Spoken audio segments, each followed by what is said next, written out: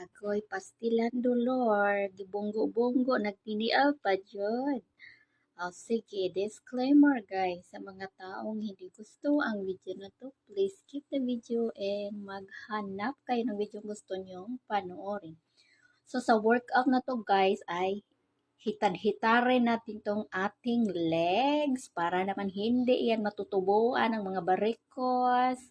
Proud tayo dyan sa mga legs na walang barikos ba? Sa mga merong barikos,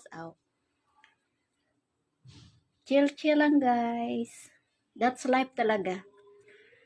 Possible talagang matubuan tayo ng barikos dahil tumatanda na tayo ba? And then wala ding walang workout sa legs. So, yan, magtiil-tiil lang good. Oy, para magkabitok tayo ba? Sabi ng mga matanda dati ba, makakabitok daw yung magtitiil ba?